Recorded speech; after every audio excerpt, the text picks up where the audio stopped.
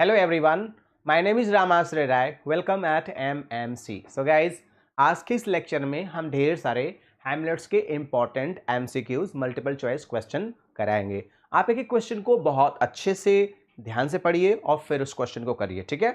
तो आज का जो पहला क्वेश्चन है, the opening scene of the play opens at, मतलब जो प्ले हैमलेट है उसकी ओपनिंग सीन क्या है।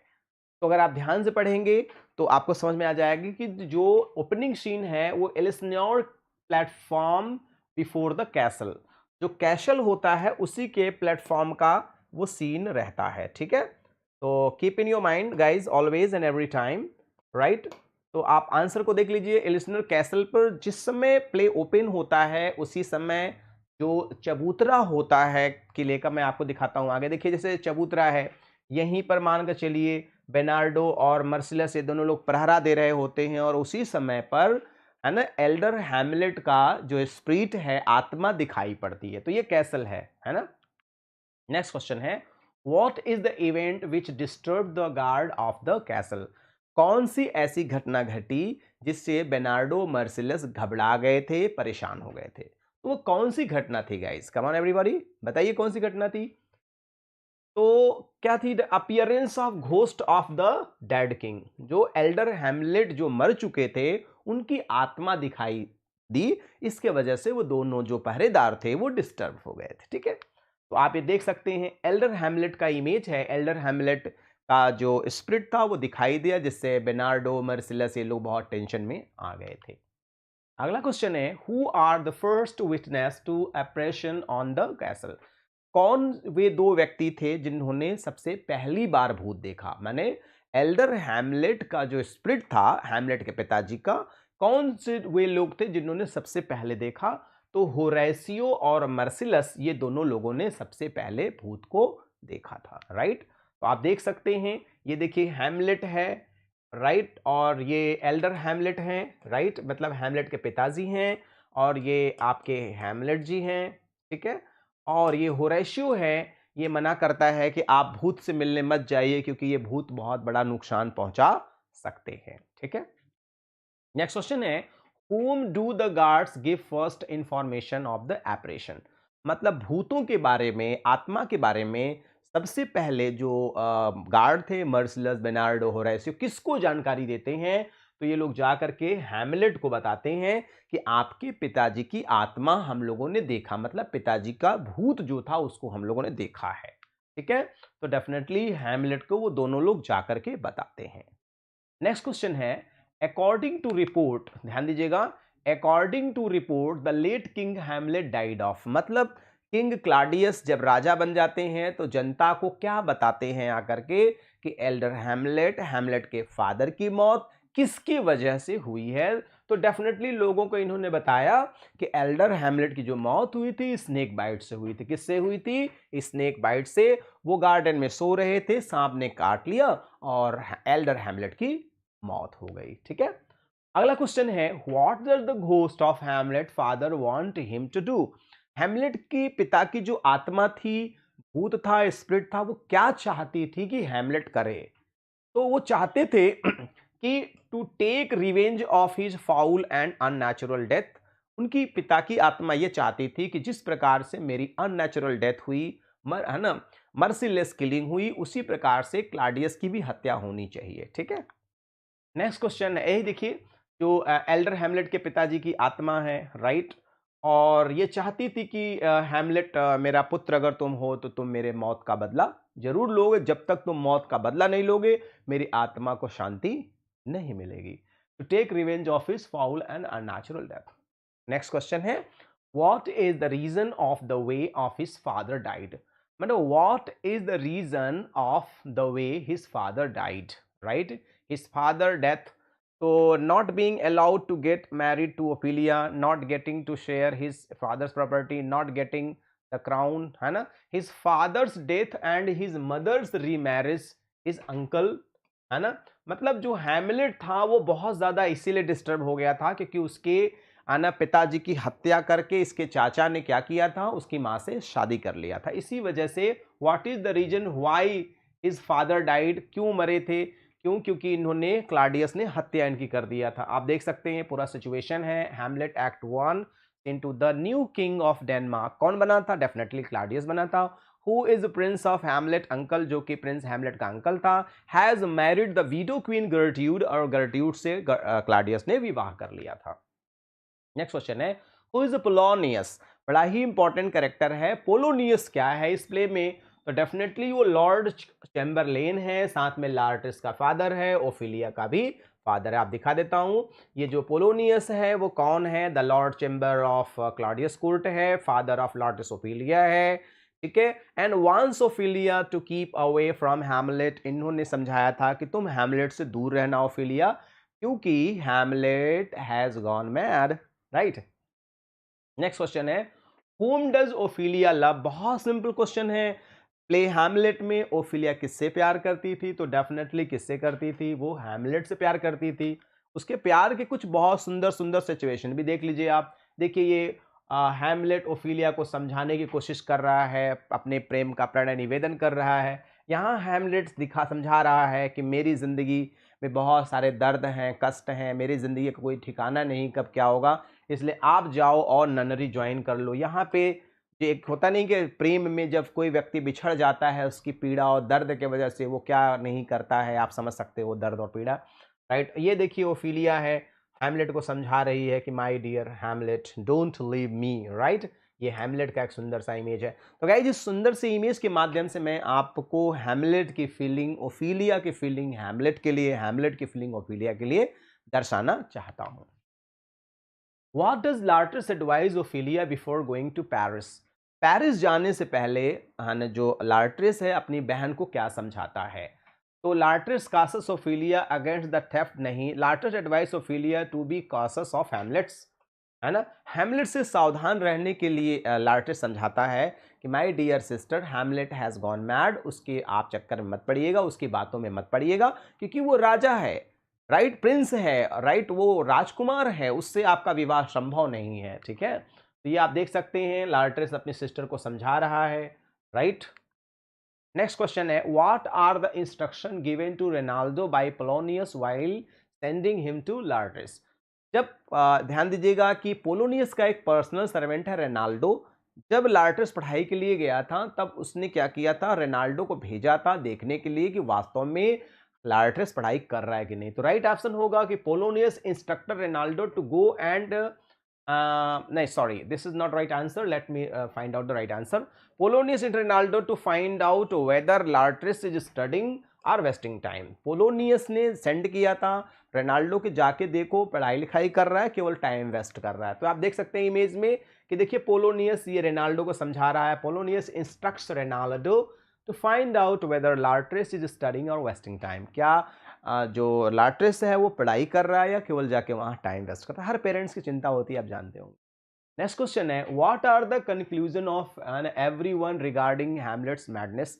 लोगों का क्या समझ और सोच हुआ, या क्या लोग समझने लगे जब लोगों को पता चला कि Hamlet has gone mad, Hamlet पागल हो चुका है। Some people felt that unhappy love affair between Hamlet and Ophelia, कुछ लोगों को लगा कि हैमलेट और ओफिलिया का जो लव अफेयर है वो अच्छा नहीं चल रहा है, इसी वजह से हैमलेट पागल हो गया। ज्यादातर लोगों ने यही समझा था, ठीक है। आप देख सकते हैं ये हैमलेट समझाता है ओफिलिया को कि get thee to nunnery why wouldst thou be a breedest of sinners. ये देखिए go to the nunnery, Hamlet Ophelia को समझाता है कि हमारा तुम्हारा जो प्यार है वो अमर नहीं हो पाएगा, राइट, और हम लोग को एक दिन सेपरेट होना होगा, ठीक। नेक्स्ट क्वेश्चन है कि who are called upon to discover the real cause of Hamlet's madness? जब हैमलेट पागल हो गया तो क्लाडियस ने किन दो लोगों को बुलाया कि कारण का पता लगाओ क्यों हैमलेट पागल हुआ है?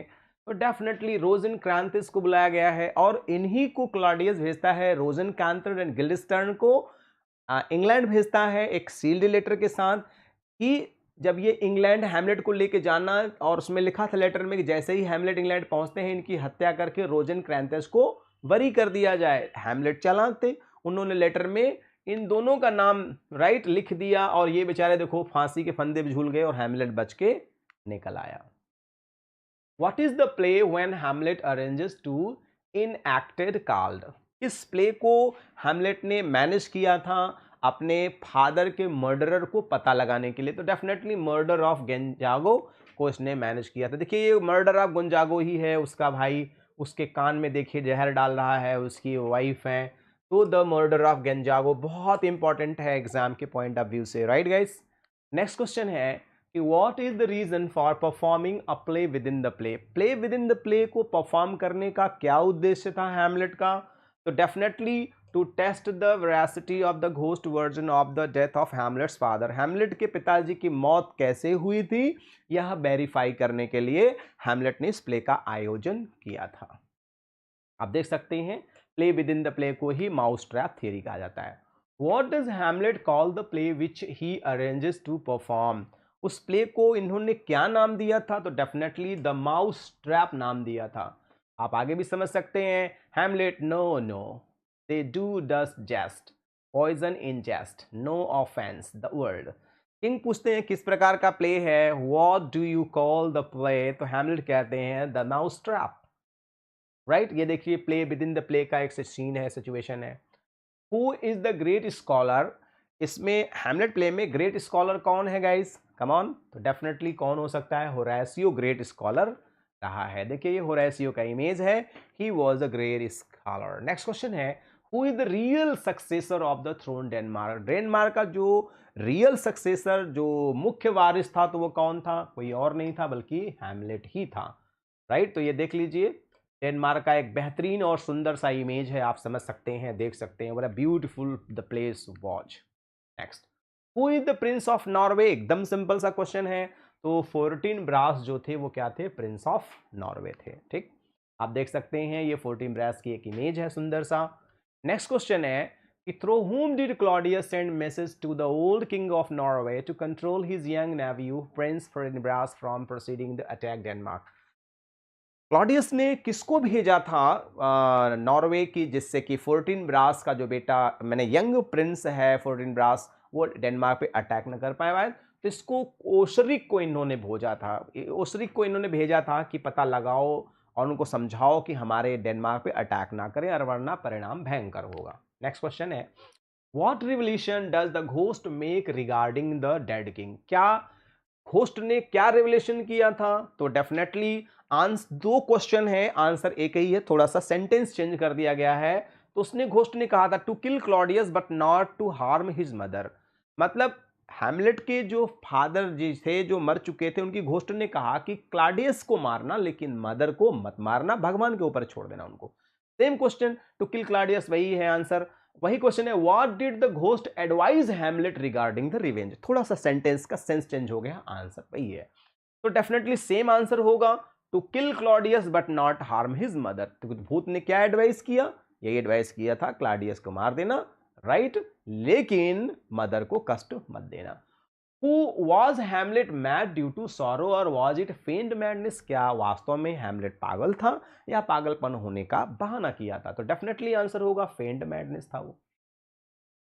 नेक्स्ट क्वेश्चन है देखिए feigned madness, when he become alone he behaves differently and starts to speak all the things which he feels. His behaviour with the ghost is different.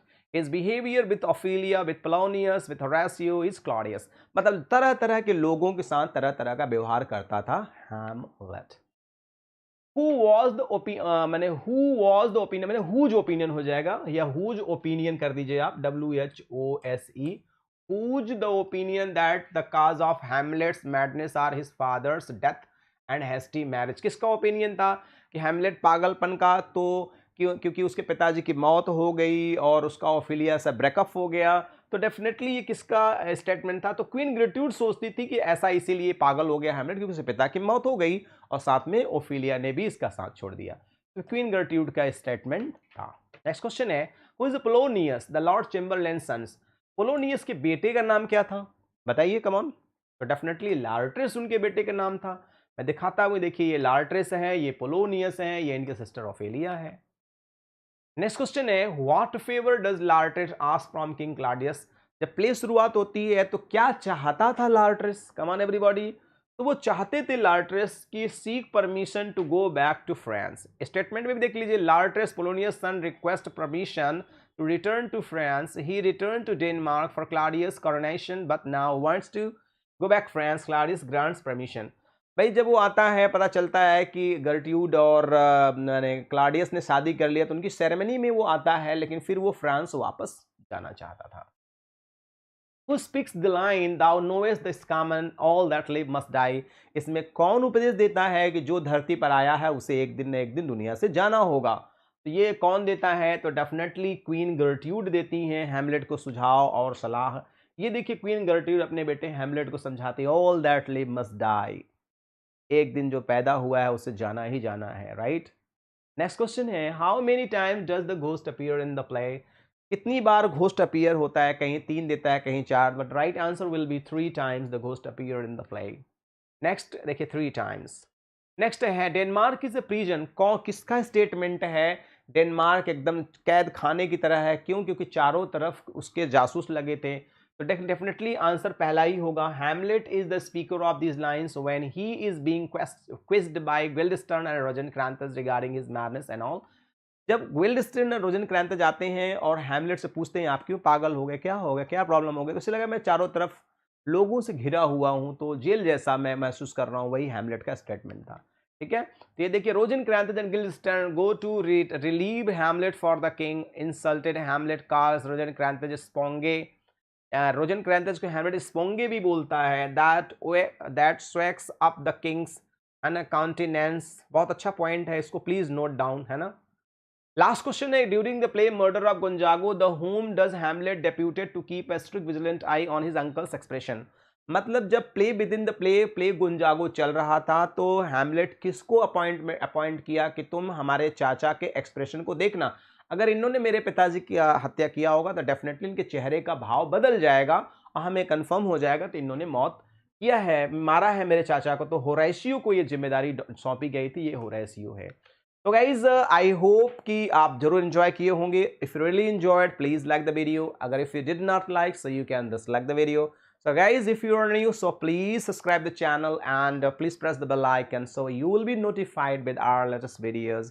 And guys, don't forget to share the link to your friends, near dear and sweetheart one. And at last, like a Guru Dakshina, please and please pass your valuable comments, and according to your comments I'll be working. So thanks for watching this video. Good day all and take care all. Thank you so much.